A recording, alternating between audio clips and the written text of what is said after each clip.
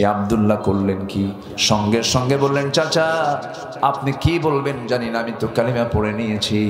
চাচা, আপন চাচা বলতেছে, ভাতিজা তোর বাপ মরে গেছে তোর জন্মের পূর্বে, আমি তোকে দেখলাম, বড় করলাম, আমার সঙ্গে তুই এত বড় প্রতারণা করলে আমি তোকে রক্ষা করব না, সব সম্পত্তি আমি সিনায় নেব। সঙ্গে সঙ্গে বলছে, চাচা সম্পত্তি সিনায় নেওয়ার হুমকি দেন কেন? জীবনটাও যদি নিয়ে নেন, কালিমার পথ থেকে আমি আপনার ভাতিজা আব্দুল্লাহ এক চুল পরিমাণ নড়ব না। সুবহানাল্লাহ, কি ঈমান দেখেন! মারতে মারতে রক্তাক্ত করে ফেললো, কলার টান দিয়ে ছেড়ে জামাটা ছিঁড়ে আনলো, লুঙ্গিটা, পরনের লুঙ্গিটাও খুলে নিয়ে উলঙ্গ করে ঘর থেকে বের করে দিয়েছে। আব্দুল্লাহ মনে মনে চিন্তা করছেন, কি করব এখন আমি তো উলঙ্গ। মার দরজায় গিয়ে নক করলেন, দরজা খুলে গেল। সন্তান বলছে, মা আমার দিকে তাকায়ও না, দিন গ্রহণ করেছি, দিন গ্রহণ করার কারণে আমার চাচা আমাকে ঘাড় ধাক্কা দিয়ে বের করে দিয়েছে, পরনের লুঙ্গিটাও খুলে নিয়েছে। আম্মা দেখো তো ঘরের মধ্যে কোনো কাপড় আছে নাকি? এক খণ্ড কাপড় ছেলের হাতে তুলে দেওয়া হলো, কোনো মতো সতরটা ঢাকলেন। মক্কা মদিনার ঠিক মাঝখান বরাবর তার বাড়ি ছিল। সে আব্দুল্লাহ করলেন কি, মার কাছ থেকে বিদায় নিয়ে বলছেন, মা পৃথিবীর কোনো দরবার ভাল লাগে না, আমার কাছে আমার প্রাণের চেয়ে প্রিয় দরবার হলো আমার নবীর দরবার। রওনা দিলাম, রওনা দিয়ে চলে গেছেন, মদিনায় চলে গেছেন। মদিনায় যাওয়ার পরে নবীর দরজার সামনে গিয়ে, হুজরাখানার সামনে গিয়ে দাঁড়ায় আছেন, দরজায় নক করেছেন। রাসূল দরজা খুললেন, খোলা মাত্রই দেখেন শীতের দিন, থরথর করে কাঁপতেছে। আমার নবীজি কিচ্ছু বললেন না, ভিতরে ঢুকলেন, নিজের গায়ের পরনের দুইটা সুন্দর জুব্বা আস্তে করে বের করে আমার নবীজি ওই সাহাবীর হাতে দিয়ে বলছেন, তাড়াতাড়ি কাপড়টা পরো, ঠান্ডায় তুমি মরে যাচ্ছ, তাড়াতাড়ি কাপড়টা পরো। জুব্বা পরাইয়া দিলেন। এরপরে বলছেন, সাহাবী কি হয়েছে বলো? সব খুলে শুনলেন। এরপরে বলছেন, আব্দুল্লাহ তোমার আপন চাচা তোমাকে বস্ত্রহীন করে ঘাড় ধাক্কা দিয়ে বের করে দিয়েছে, আমি বিশ্বনবী আমার গায়ের জুব্বা আমি তোমারে দান করে দিলাম। কি ঈমান আনলে কি লাভ আছে না? না বলেন, লাভ আছে কিনা বলেন? নবীর গায়ের জুব্বা পেয়ে গেছে। আল্লাহু আকবার বলেন। আমার বন্ধুগণ, এবার রাসূল বলছেন, আব্দুল্লাহ তুমি আমার কাছে চাও নাকি কিছু? আব্দুল্লাহ বলে ফেলছেন, ইয়া রাসূলুল্লাহ, পার্থিব জীবনের কোনো কিছু আমার প্রত্যাশা নেই, কোনো কিছু আমার চাওয়া নাই। আমার চাওয়া হলো আল্লাহ যেন আমাকে মৃত্যুর রাজপথ, শহীদে মওত যেন আমারে দান করে দেন। আল্লাহু আকবার বলেন। মৃত্যুর রাজপথ কি বলেন? শহীদে মওত। এই কথা বলার সঙ্গে সঙ্গে আমার রাসূল হাতটা উঁচু করলেন, আসমানমুখী করে আকাশের মালিককে লক্ষ্য করে বলছেন, ও আল্লাহ, আমার আব্দুল্লাহর জান এবং মালকে কাফের বেঈমানদের জন্য হারাম করে দাও।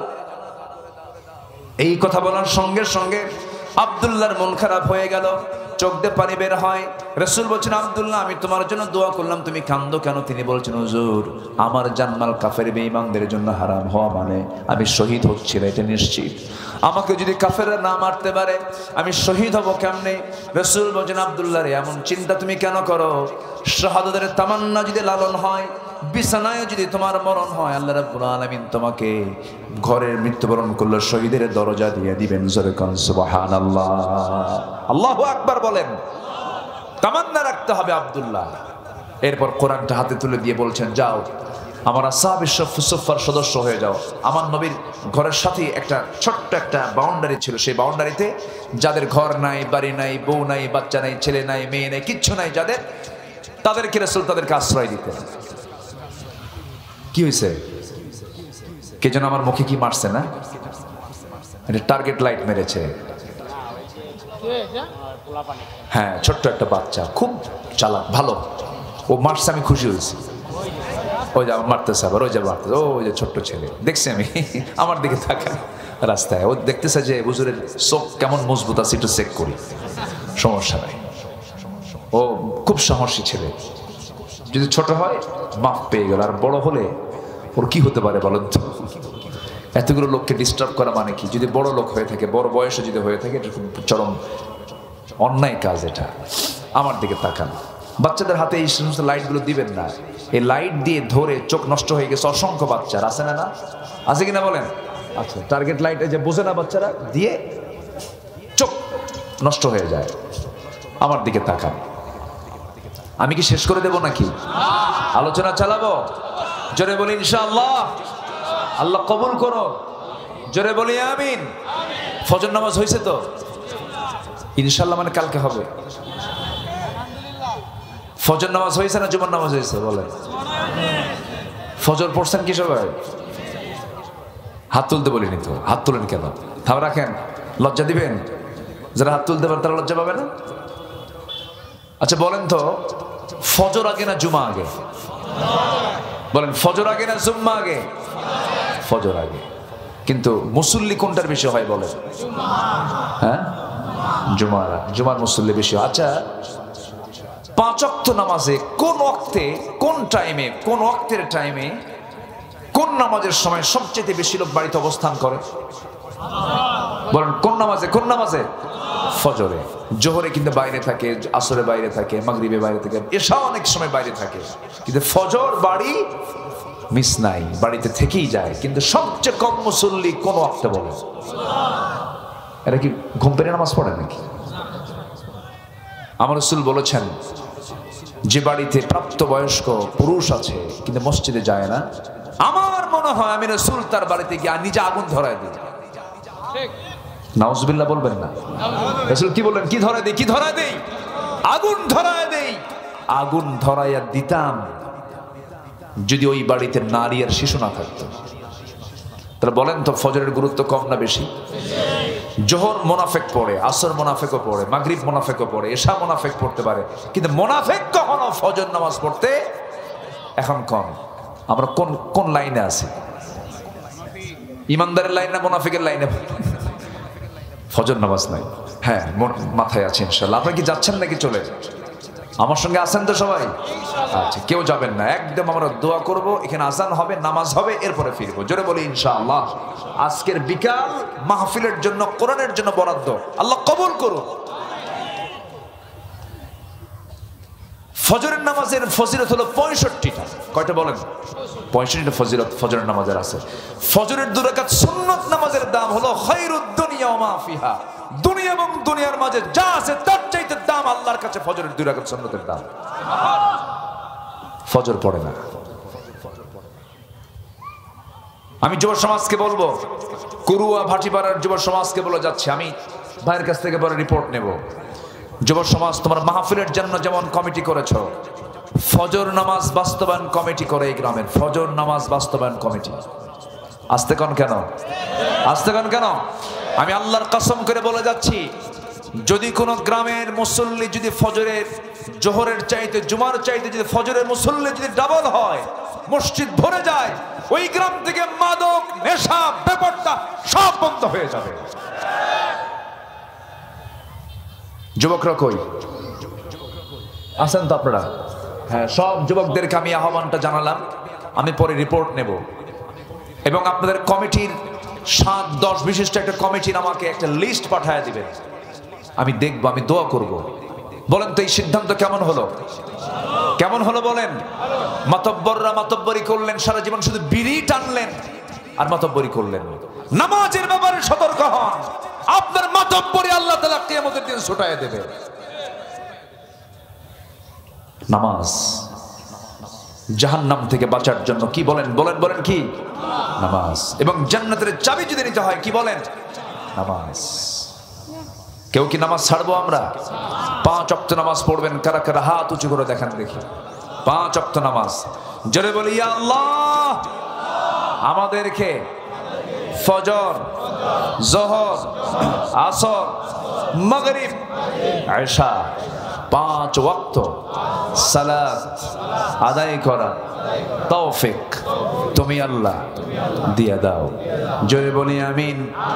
আরো জোরে আমিন, আরো জোরে আমিন। হাত নামান। যদি এটা বাস্তবায়ন হয়, মাহফিল সফল, মাহফিল সাকসেস, বলি আলহামদুলিল্লাহ। আমার নবীজির সেই প্রিয় সাহাবীকে আসহাবে সুফফার সদস্য বানায় দিলেন। ওই যেখানে কেউ, যাদের কোনো ছেলে মেয়ে, পরিবার পরিজন কেউ নাই, ওখানে বসায় দিলেন। এমন জোরে কোরআন শরীফ পড়া শুরু করছেন সাহাবী, চিৎকার মেরে মেরে। সব সাহাবী গিয়ে বলছে, হুজুর এমন সাহাবী আসছে, যোগ দিছে, ওর তেলাওয়াতের ঠেলায় আমরা থাকতে পারতেছি না। রাসূল বলেন, কে, কার বিরুদ্ধে বলো তোমরা? আব্দুল্লাহ। রাসূল কেঁদে ফেলে বলছেন, ও সাহাবীরা, আমার আব্দুল্লাহর বিরুদ্ধে নালিশ করো না। আমার আব্দুল্লাহ ঈমান আনতে গিয়ে দুনিয়া বিক্রি করে ঈমান আনছে।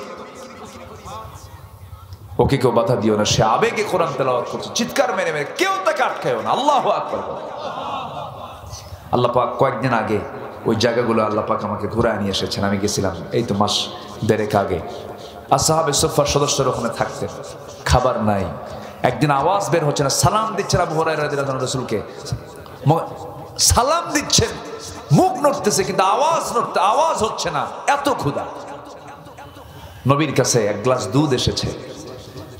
থাকবে কেমনে? টাকা পয়সা তো থাকবে না, কারণ 10 বছরে 86টা যুদ্ধ হয়েছে। কয়টা?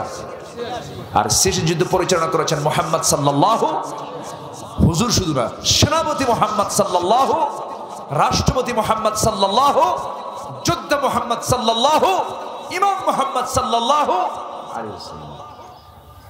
ওনার কাছে এক গ্লাস দুধ এসেছে। উনি আগে খেতেন না, আগে খাওয়াতেন। নেতার বৈশিষ্ট্য কি হবে বলেন? আগে খাবে না খাওয়াবে? আমার দেশের লোকগুলো দেখুন কি করে। আমি কিন্তু বললাম, আপনারাই বলুন। রাসূল কেমন ছিলেন? আগে খেতেন, আগে খাওয়াতেন, এরপর খেতেন। সুবহানাল্লাহ বলেন। সারা জীবন, এমনকি বউ পর্যন্ত দুধ নিয়ে আসতেন আম্মা জান আয়েশা, বলতেন তুমি আগে খাও তো। উনি ঘাড় নড়ায় দেখতেন, বাঁকায় দেখতেন, আমার আয়েশা কোন দিক দিয়ে ঠোঁটটা লাগালো, কোন গ্লাসের কোন সাইডটা ঠোঁট লাগালো। খাইছেন? রাসূল সেই দিক দিয়ে ঠোঁট লাগাতেন। মোহাব্বত ইসলামে নাই? সেই মোহাব্বত এখন কি ঘরে না বটতলা? বলেন, মোহাব্বত কই গেছে? বটতলা, গাছতলা, সিপাতলা, পার্কে। পিটাইয়া সোজা করা দরকার এই নোংরাগুলোকে, ঠিক কিনা? মোহাব্বত আড়ালে হবে। স্বামী স্ত্রী মোহাব্বত কি প্রকাশ্য হবে? প্রকাশ্য তো কুত্তা। প্রকাশ্য কি? এদিকে কুত্তা কয় নাকি? কুকুর। কুকুর হওয়া যাবে না, কুকুরের মতো চরিত্র হওয়া যাবে না। আমরা মানুষের মতো চরিত্রবান হব। জোরে বলি ইনশাআল্লাহ। কুকুরের কোনো লজ্জা জ্ঞান আছে? আজকে এই যে নারী পুরুষ যে বিভিন্ন পার্কে যে বসে আছে, কোনো লজ্জা নেই। মুরব্বি যায় তাও দেখে না, আছে না নাই? কুকুরের সঙ্গে মিলে যায়। আল্লাহ পাক এই সমস্ত বদস্বভাব থেকে যুব সমাজকে হেফাজত করুন। জোরে বলি আল্লাহুম্মা আমিন। আমার নবীজি গ্লাসটা দিয়ে বলে, এই তোমরা খাও তো। শতাধিক সাহাবী এক গ্লাসের দুধ পান করে দুধ ফুরাতে পারে না। আমার নবীজি বলছেন, এই গ্লাস আমার দিকে নিয়ে আসো। আমার নবীজি বলছেন, আমি যতক্ষণ ঠোঁট না লাগাবো গ্লাসের দুধ কখনো ফুরবে না। জোরে বলি সুবহানাল্লাহ। স্পেশাল মুজিজা রাসূলকে উপহার দিয়েছেন কে? আল্লাহ পাক তাকে এই মুজিজাগুলো দান করেছিলেন। তো আমার নবীজি ওই আব্দুল্লাহকে সাথে নিয়ে বেশ কিছুদিন পর আবার মদিনা থেকে একটা যুদ্ধে বের হলেন। অভিযান শেষ হলো, ফিরে আসতেছেন। হঠাৎ করে রাস্তার মাঝে বলল, হুজুর আপনার প্রিয় সাহাবী আব্দুল্লাহ খুব অসুস্থ। আমার নবীজি বললেন, ভালো করে সেবা করো। আমার খুব আদরের সাহাবী, কলিজার টুকরা সাহাবী আমার আব্দুল্লাহর যেন কোনো ক্ষতি না হয় বলে দিলেন। কিন্তু 3 দিন পর সংবাদ চলে এলো, হুজুর চেষ্টা করেছি, রক্ষা হলো না, আব্দুল্লাহর ইন্তেকাল হয়ে গেছে। আমার নবীজি বললেন, সাহাবীরা তাহলে আমার আব্দুল্লাহর জানাজার আয়োজন করো। আমার আব্দুল্লাহর জানাজা কেউ পড়াবে না, আমি রাসূল নিজের কাঁধে এই দায়িত্ব নিজের কাঁধে নিয়ে নিলাম। নবীজি তার জানাজা পড়ায় দিলেন। কাঁদতেছেন রাসূল, কেঁদে কেঁদে বলছেন, ও আমার সাহাবীরা, আমার আব্দুল্লাহর লাশটা তোমরা দাফন করার জন্য কোথায় কবর খনন করেছো? হুজুর ওই যে 2 পাহাড়ের চিপায়। রাসূল বলছেন, ঠিক আছে, আমাকে তোমরা কবরের কাছে নিয়ে যাও। কবরের কাছে নিয়ে যাওয়া হলো। কবরের সামনে গিয়ে রাসূল দাঁড়ালেন, আবেগ আপ্লুত হয়ে বলছেন, সাহাবীরা, আমার আব্দুল্লাহর লাশ আজকে কবর রাখার জন্য আমি কাউকে দায়িত্ব দেব না, আমি নিজে রাসূল আব্দুল্লাহর লাশ আমি আজকে কবরে শোয়ায় দেব। আমার নবীজি নামলেন। নবীজি নেমে এবার বলছেন, আবু বকর আমার ডানে নামো, ওমর আমার বামে নামো। দুজনকে সাথে নিয়ে রাসূল কবরে নামলেন। মোট 3 জন নামলেন। আমার নবীজি 2টা হাত আগায় দিলেন। 2 হাত আগায় দিয়ে বলছেন, ও আমার সাহাবীরা, আমার কলিজার টুকরা আব্দুল্লাহর লাশ আমার হাতে তুলে দাও। লাশটা নিলেন। বলছেন, আবু বকর মাথা ধরো, ওমর পা ধরো। আস্তে করে শোয়া দিলেন। শোয়া দিয়ে আমার নবীজি দোয়া পড়লেন। বুকের উপরে হাতটা রেখে আকাশের দিকে তাকায় বলছে, আকাশের মালিক আল্লাহ, এই মুহূর্ত পর্যন্ত আমি বিশ্বনবী আমি আব্দুল্লাহর উপরে রাজি আছি, সন্তুষ্ট আছি, মেহেরবানি করে তুমি আল্লাহ আমার আব্দুল্লাহকে মাফ করে দাও, রাজি হয়ে যাও। পাশে দাঁড়িয়ে থাকে একজন সাহাবী সাদ ইবনে আবি ওয়াক্কাস বলছেন, ও আকাশের মালিক আল্লাহ, আজকে আমি জীবিত সাদ যদি এই জায়গায় না থেকে যদি ওই কবরের বাসিন্দা হতে পারতাম, জীবনটা বড় প্রসন্ন হয়ে যেত, ভাগ্যবান মনে করতাম। কারণ ওই কবরের বাসিন্দাকে দাফন করার জন্য বিশ্বের সেরা সেরা 3 জন মানুষ তার কবরে নেমে পড়ে, জোরে কান সুবহানাল্লাহ। ঈমান আনলে লস না লাভ, ব্যর্থতা না সফলতা? আমরা ঈমানটা আনবো, নেক আমল করবো, জোরে বলি ইনশাআল্লাহ। সত্য কথা বলবো, মিথ্যা কথা বলবো না। নাম্বার 3 হলো পরিশুদ্ধ অন্তর বানাবো, নফসের শুদ্ধতা আনবো, মুখে যা বলবো অন্তরে তাই লালন করব। মুখে একরকম অন্তরটা এরকম। এই লোকগুলোকে পৃথিবীর মানুষও যারা ভালো তারাও পছন্দ করে না। এই জন্য আল্লাহ রাব্বুল আলামিন বলছেন, কোন বান্দা সফল মিল ইন্ডাস্ট্রিজের মালিক হয়েছে, বড় অফিসার হয়েছে, না না, কোন মানুষটা সফল? قد أفلح من تزكى وذكر اسم ربه فصلى بل تؤثرون الحياة الدنيا والآخرة خير وأبقى। জোরে বলুন আল্লাহু আকবার। ওই বান্দা সফল যে বান্দা নফসকে শুদ্ধ করতে পেরেছে, নফসকে গোটা হিংসা থেকে, অবৈধ কামনা থেকে, বাসনা থেকে, অহংকার থেকে যে বান্দা নফসকে শুদ্ধ করতে পেরেছে, সেই বান্দাই হলো সফল। জোরে বলি সুবহানাল্লাহ। আমরা নফসকে শুদ্ধ রাখবো, জোরে বলি ইনশাআল্লাহ। হিংসা মুক্ত, অহংকার মুক্ত, গীবত মুক্ত রাখবো। রাজি আছি তো ইনশাআল্লাহ? তাহলে নিজেও সুস্থ থাকবো, সমাজ আমার দ্বারা অসুস্থ হবে না। আল্লাহ বোঝার তৌফিক দান করুন, জোরে বলি আমিন। নাম্বার 4 হলো মুত্তাকি হওয়া। তাকওয়া অর্জন করলে সে সফল হয়ে যাবে। ওয়ামান ইউতিইল্লাহা ওয়া রাসূলাহু ওয়া ইয়াখশাল্লাহা ওয়া ইয়াত্তাকিহি ফাউলাইকা হুমুল ফাইজুন। নাম্বার 5 হলো যারা ধৈর্যশীল হবে তারা সফল হবে। এই দুনিয়াতেও কেউ কিছু করতে গেলে ধৈর্য আগে না কাজ আগে? বলেন বলেন বলেন বলেন। নেতা হতে যাবেন, বলেন রাগ দরকার না ধৈর্য দরকার? বলেন বলেন বলেন, কি দরকার? চেয়ারম্যান হবেন আপনি, রাগ দরকার না ধৈর্য দরকার? ব্যবসায়ী হবেন, রাগ দরকার না ধৈর্য দরকার? ধৈর্য দরকার। লুঙ্গি বিক্রি করবেন, এক লুঙ্গি দেখি কি কাস্টমার লুঙ্গি নেয়? কয়টা লুঙ্গি দেখে? 8-10টা দেখে। এখন 8-10টা দেখানোর পর সে লুঙ্গি নিল না, আপনি কি করবেন? রাগ করবেন? নিবি না কেন? বাইন্দে থবো তোরে। ব্যবসা হবে? হবে না। মুসকে হাসি মেরে তাকে বিদায় দিতে হবে। বিয়ে আগে না ধৈর্য আগে? আসতে কয় বিয়ে আগে না ধৈর্য আগে? আমার এক মহিলা ফোন দিয়ে বলে, হুজুর একটা প্রশ্ন, কি আমার স্বামী সকালেও তালাক দেয় বিকেলেও তালাক দেয়, আমি কি আসি না নাই? এটা কি ধৈর্য না রাগ? বলেন বলেন বলেন। রাগ। এগুলো করা যাবে না। আল্লাহ পাক সকল মেজাজ থেকে, রাগ থেকে আল্লাহ পাক আমাদেরকে হেফাজত করুন, জোরে বলি আল্লাহুম্মা আমিন। ইমানদাররা হবে হলো ধৈর্যের পিরামিড। কিসের পিরামিড বলেন? ধৈর্যের পিরামিড। একটা চেয়ারম্যান হলে কত গালি শুনতে হয়, যাওয়া মাত্রই গাইলে 14 গোষ্ঠী উদ্ধার করে। এরপর চেয়ারম্যান শুনে কয়, যা মাফ করে দিলাম। পারবেন না তাছাড়া। এই জন্য ধৈর্যের পিরামিড হতে হবে। সব নবীরা রাগী ছিলেন না ধৈর্যশীল ছিলেন? এক নবীর রাগ একটু বেশি ছিল। বলেন কোন নবী হতে পারে? বলেন কি জোরে জোরে বলবো? হ্যাঁ, মুসা কালিমুল। এখন তো ওয়াজ তো আরেকদিকে শুরু হয়ে যাচ্ছে আবার, মানে আসর নামাজ আর হবে না। অনেক লম্বা কথা ছিল, লম্বা আলোচনা ছিল। মুসার কি রাগ ছিল, আল্লাহ পাক তার রাগ কমানোর পরে আল্লাহ পাক তাকে নবুয়ত দিয়েছেন। যেরকম আল্লাহু আকবার। আগে রাগ কমাও, রাগ না কমান পর্যন্ত তোমার নবুয়ত দেব না। ছাগল পালো, কি পালো? ছাগল। ছাগল তো খুব শান্ত প্রাণী না? ছাগল, হ্যাঁ, পৃথিবীতে সবচেয়ে শান্ত প্রাণীর নাম হলো ছাগল। একবার যদি ব্রেক মারে, ব্রেক মারা পর্যন্ত সামনের 2 পা যদি একবার বসায় দেয়, দড়ি ছিঁড়বে, পাবলিক নড়বে, ছাগল নড়বে না। তুই যা, আমি যাব না।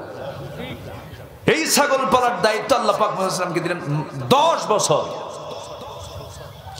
সর্বশেষ দিন ছাগল নিয়ে আসতেছেন। ছাগল একটা মারছে একদিকে দৌড়, আল্লাহর পয়গম্বর মারছেন দৌড়। অনেক লম্বা কথা, প্রায় 1 ঘন্টা আলোচনা হতো এখানে। সুযোগ পেলাম না, সময় তো কম। আগামীতে এটা কাজে লাগাই দেবো। ভাই আমাকে ফোন দিবেন, দেখা যাক। আমি খুব আনন্দিত হয়েছি, আমি খুব আনন্দিত আপনাদেরকে দেখে। কেউ তো আলহামদুলিল্লাহ করলেন না?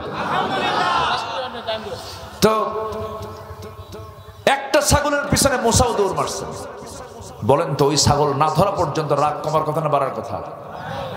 ছাগল দৌড়ে, উনিও দৌড়ান, শেষ পর্যন্ত আর পারে নাই, ছাগল থেমে গেছে, থরথর করে কাঁপতেছে। মালিক যে কি করবে আজকে, দুই পা দুই হাতের মধ্যে নিয়ে একদম শূন্যের উপরে খাড়া করেছে, এক আছাড় মারবেন। কিন্তু দেখেন ছাগলটা চোখ মুখ দিয়া ভীতির চিহ্ন, লোমকূপ দিয়া টপ টপ করে ঘামগুলো ঝরতেছে, কাঁপতেছে গোটা শরীর। আল্লাহর পয়গম্বর মুসা ভাবলেন, তোর মায়ের লাভটা কি, তুই তো ছাগল। কথা বুঝতেছেন কি?